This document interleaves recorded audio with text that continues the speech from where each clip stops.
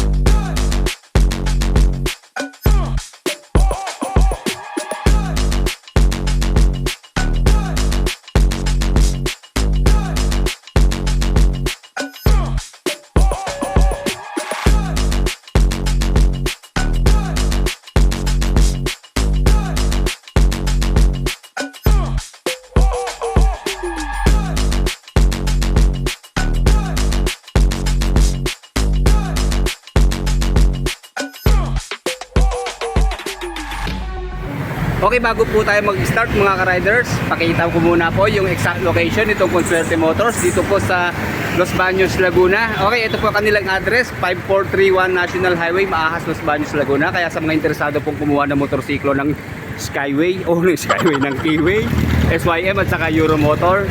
Okay, dito lang po ito, tabing kalsada lang po siya. Madali ho hanapin, paggaling Santa Cruz, nasa right side. Okay, ito, wag ho kayong magagalit sa akin mga ka-riders ha.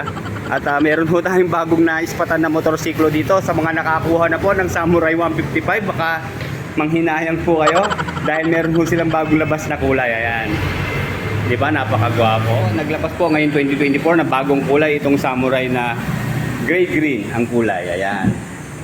Okay mga riders, ito na po yung version 2 ng Samurai 155. Kung maalala nyo, nakapag-review na po tayo dito ng version 1 na Samurai 155 last January. So ngayon bumalik tayo, May 19 po. Ayan, naglabas na naman po sila ng bagong kulay. Meron din po isang kulay pa na bago, na kulay white naman po. Pero hindi po sila special edition, talaga regular na kulay lang din po yon. Okay, bukod po dito sa bagong labas na kulay, ang nabago po sa version 2 ay yung kanyang decals. Mas naging premium na po ang kanyang design. Hindi katulad po dito sa unang version, di ba, para siyang medyo fancy yung kanyang design ng Samurai. So dito ho, naging bold leather na siya, madali na siyang basahin, at medyo malaki na. Dito na inilagay yung kanyang water cooling na specifications. And then ito ang nagustuhan ko ho, very premium din ang design ng kanyang brand name na Euromotor. And then faded lang yung kanyang displacement na 155 pero readable naman. And then dito ho sa kanyang side profile, dito sa bandang likuran, emblem na po ang inilagay. Which is tama naman, di ba? Napaka-premium po ng kanyang dating dahil siya ay naka-emboss and then naka-chrome na. Then kulay red po yung kanyang displacement na 155i. And then ito pa ang isang malupit, yung kanyang upuan po. Okay, dito sa kanyang upuan, vintage looking ang kanyang seat cover. Kulay brown po siya pero one tone lang po. Maganda ho rito. Meron na po siya dito mga design na square para hindi ho tayo dumulas. Malambot naman din po yung kanyang foam. And then yung tahi niya, kapareho na lang din po ng kulay ng kanyang seat cover, yung kulay brown. Medyo kamukha po siya ng kulay nung Airblade 160, di ba? May ganitong version po yun eh. Mas bumagay po yung bagong labas na gray-green na kulay dun sa kanyang dimension, di ba? Mas nagmukha siyang brusco at macho, syempre. Ang nagustuhan ko sa gantong kulay, hindi ko siya dumihin. Although hindi siya masyadong pansinin sa kalsada kasi medyo dark po siya. Pero pagdating sa paglilinis, wala tayong problema dito. Mabilis lang siya pagwapuhin. Nga pala sa mga nagtatanong po, saan nga ba gawa ang Mitsukoshi Motors, lalo na itong Euro motor na ni-research natin? Made in Taiwan po, yung tatlong motorsiklo na yan. Kaya kung ayaw naman po natin sa Made in China at wala naman tayong budget para sa Big 4, pwede naman po nating subukan ang Made in Taiwan at saka yung pa yung Made in India na motorsiklo. Pero alalahanin natin mga ka-riders, marami pong piyesa ang mga motorsiklo kahit ang piyesa ng Big 4 na gawa sa China. Okay mga ka-riders, samantalahin na po natin ang pagkuha lalo na sa cash dahil hindi ho nababago pa yung kanyang presyo. As of May 19, 2024, ganun pa rin po ang kanyang cash price, nasa 88,900. So may balita po kasi kung may tataas na siya ng presyo. Okay, para sa ngayon pa lang po makakakita ng Samurai 155 ng Euro motor. Ulitin po natin yung kanyang specification. Una po sa kanyang mga lighting system, all LED po siya, mula po dito sa kanyang split headlight hanggang sa kanyang mapormang DRL at turning signals na vertical ang position.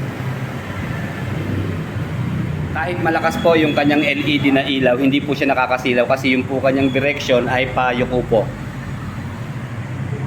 And then sa kanya naman pong braking system, naka CBS or combined braking system dito po sa kanyang front tire.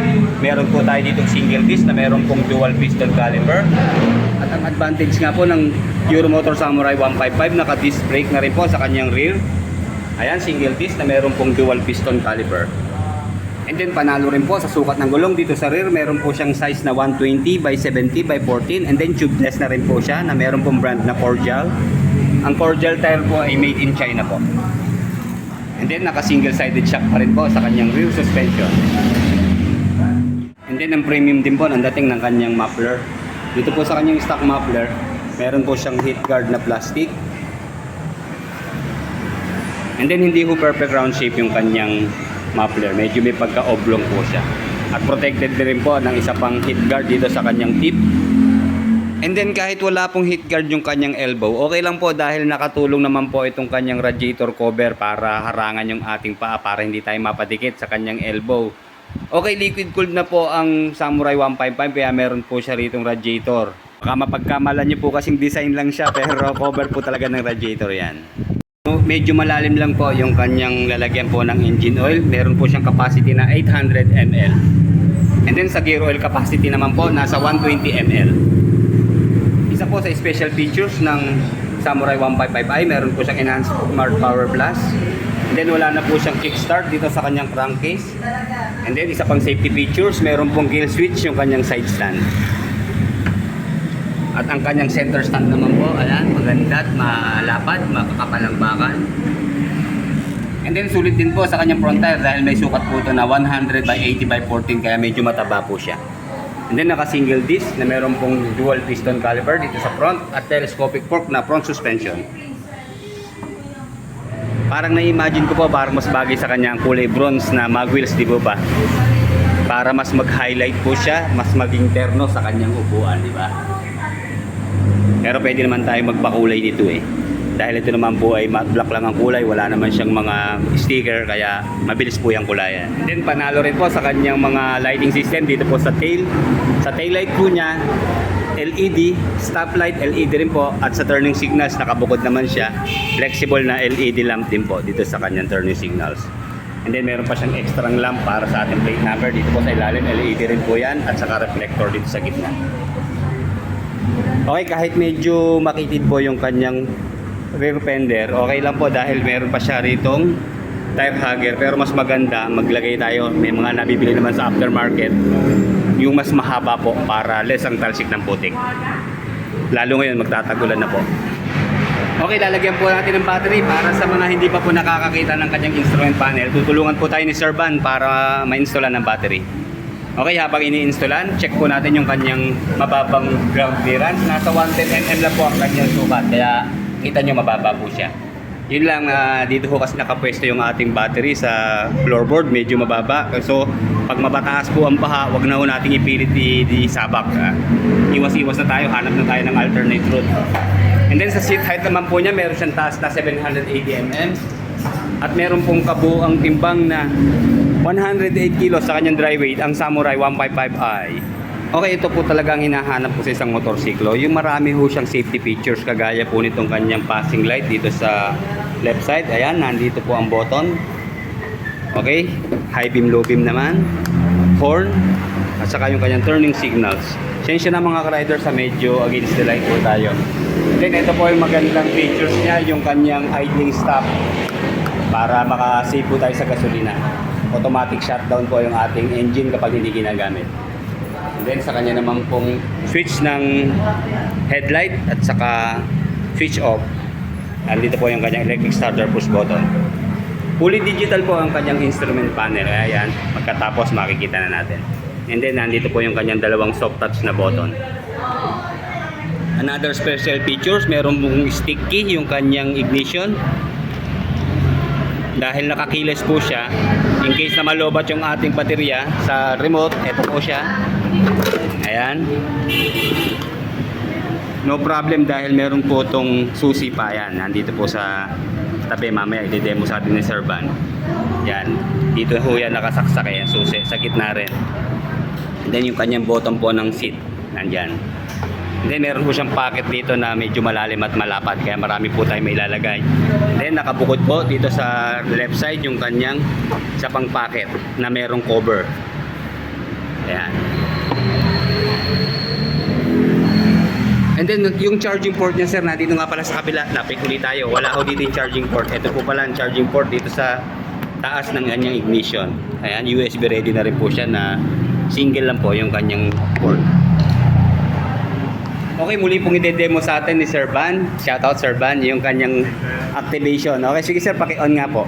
Unahin natin sa remote sir. Ano-ano ba itong mga button na nakalagay dyan? Bali, sir, yung button po nito is magkaiba. Ito po kasi, sir, kailangan mo pa siyang pindutin para ma-on nyo po. Ayan, try natin yung isang susi muna.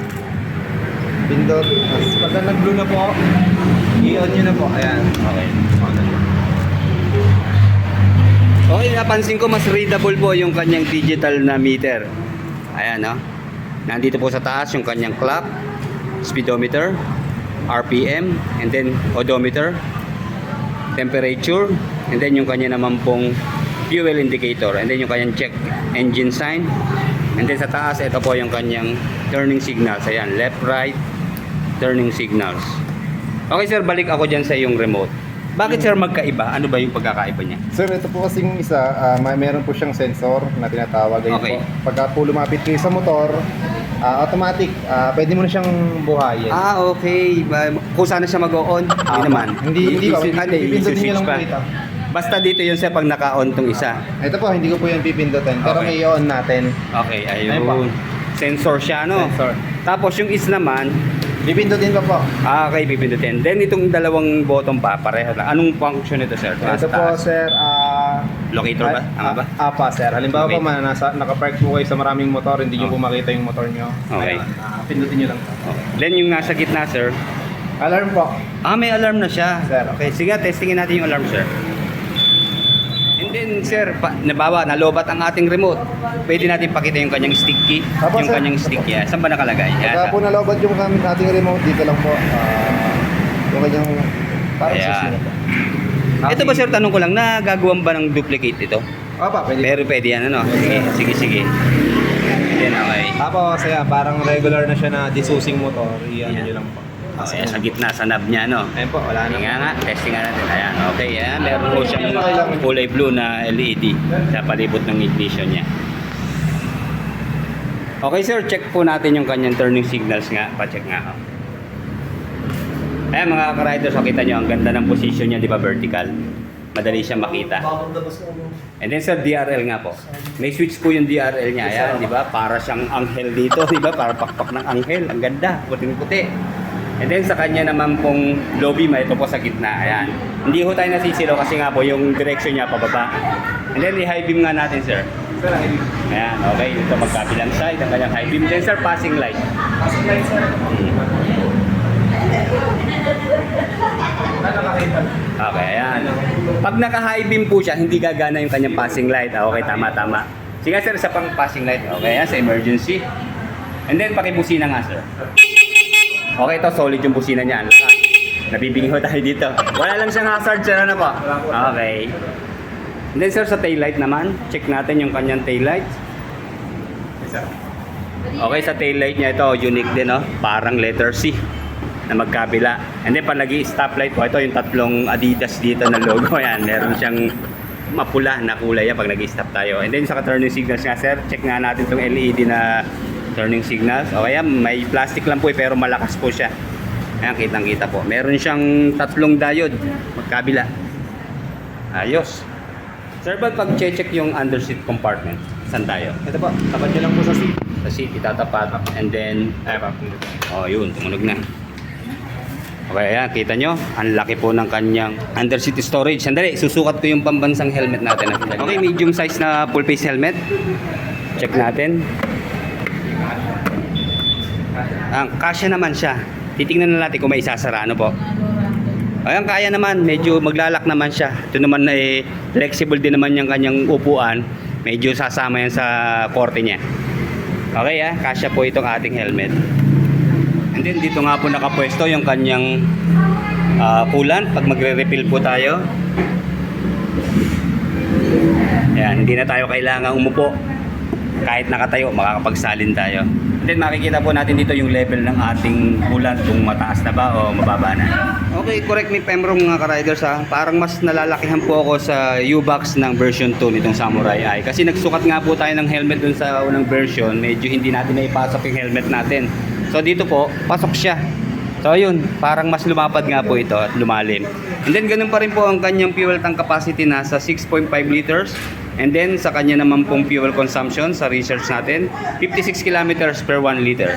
At 120 kilometers per hour sa kanya naman pong top speed. Para Sir Van, anong size ng kanyang battery? Dito, pwede natin. Battery niya, sir. Ayan, 6MF 7EL. Pakita ko. Sige. Nga ba, lilinawin ko lang Sir Van, di ba meron bang rechargeable na battery? Wala. Na ganyan para dyan. Opo, sir. Ito po kasi disposable.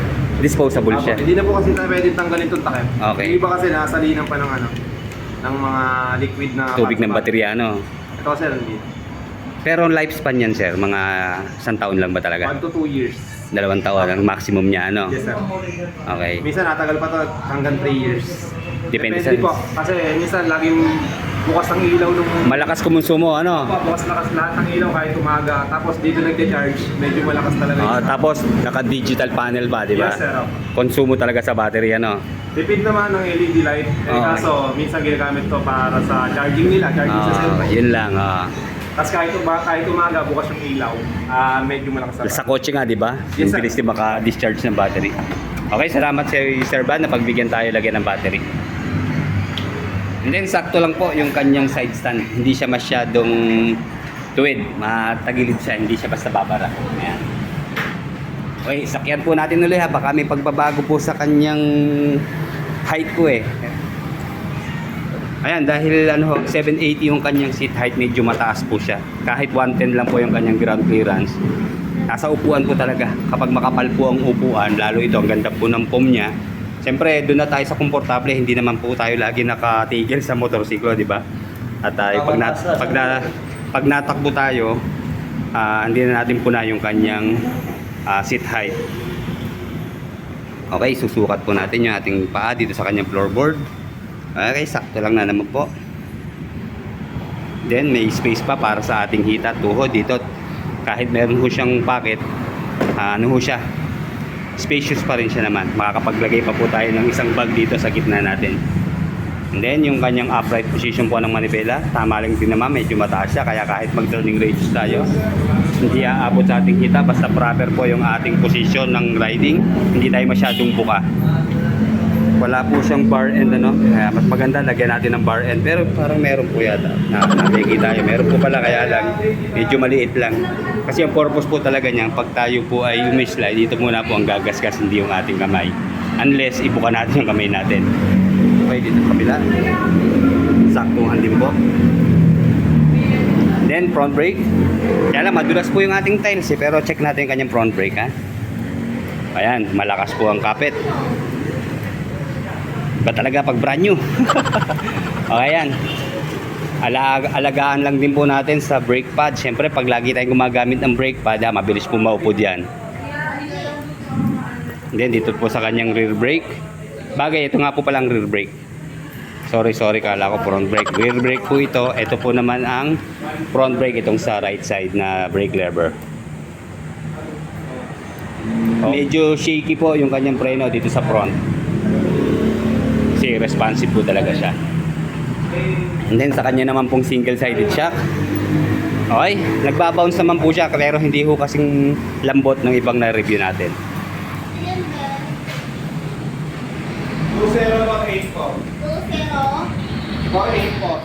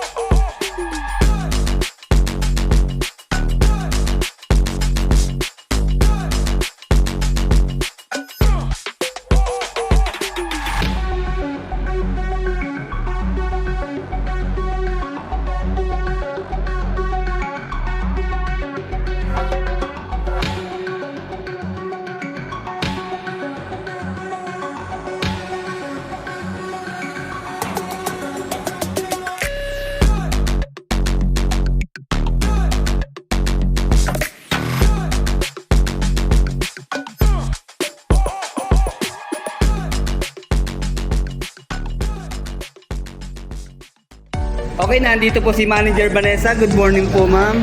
Mag-update lang po ako, ma'am, kasi nakita ko itong gwapo ninyong bagong version ng Samurai 155. Ma'am, magkakaroon pa po ba ulit tayo nitong ganitong kulay? Yes po sir, always available naman po siya. Just in case naman po naga-out of stock siya sa warehouse, nag-inform naman po kami. Pero hindi naman siya mostly talaga umaabot ng mga ilang weeks or ilang months. Lagi naman po may available talaga. Nagkakataon lang, magiging limited siya kasi madaming order. Okay. Halimbawa, ma'am, nagpa-reserve mga ilang araw po bago dumating. Halimbawa. Reserve, depende po kasi sir. Kasi minsan naman meron talaga kami dito sir. Monday process lang siya basta may pandown. Pero just in case naman nag-pre-order kami, may down na siya. Siguro mga 2 to 3 days. 2 to 3 days, okay na. Yes. Okay, sige ma'am. Isa pa hong tanong. Balita ko kasi magtataas daw po ng presyo ang Samurai 155i. Ano po bang update, ma'am? Sa ngayon naman sir, is pa rin tayo sa SRP niya, which is 88,800. Okay. Wala pa naman pong update if ever po magtaas. Just in case magtaas naman siya sir, nag-update. Ayan mga ka-riders, suggested retail price or cash price ng Samurai 155i version 2, 88,900. Okay ma'am, sa down payment po may pagbabago po ba? Sa down payment po, minimum natin is 5,000. 5K. Talaga sir, prior na lang, if tataasan po natin, mas bababa po yung Monthly. tulog. Yes, Okay. bababa po yung monthly. Mostly po, 5,000 talaga po ang down niya. Yun na po, 36 months niya. Pag installment po is 4,135. 4135 ma'am. Yes, sir. And then ang rebate po, Rebated po siya, basta updated po lagi. Laging may less po. 300 sa inyo ang rebate. Okay ma'am, sa 2 years naman po, magkano Sa tayo? 2 years po, 5,401. Sa 1 year naman, sir, is 16,794. 16,000. Yes Okay. po. Okay, sige po ma'am, invite niyo na po ang mga riders natin. Nandito po kami sa Consuerte Motors LV po, located at National Highway, Barangay Maahas po. Meron po kami ditong available. Ito nga po, si Euro po Samurai. Ito po yung aming latest po na version. Magsadya lang po kayo dito. Kailangan lang po ng mga requirements is valid ID, barangay clearance for motor loan, then payslip po, meron cash, pwede rin pong installment. Then dito po kasi, ito po ay, hindi naman po siya limited edition, pero mabilis po ito maubos. Okay. First come, first serve po ito. kung sino po unang may down, Ayun. syempre mas doon po, mauuna po talaga. Okay ma'am, sa mga magtatanong po sa hindi makakapunta, ano pong Facebook account natin? Ayun, sa mga nagtatanong, pwede din po kayo mag-apply through online po. Message nyo lang po ang Consorte Motors LB po. Yun po yung page po namin. Sige ma'am, salamat po ma'am. Okay. Okay. Ma'am, kumusta po? Anong, baka may shoutout kayo, ma'am. Ito, sigurado si ma'am meron shoutout. Si ma'am, kaway po Pero rin. po sa mga ibang branch namin, sa Victoria, sa Calabima. Oo, lahat siya meron na. Sige ma'am, salamat po. Good morning.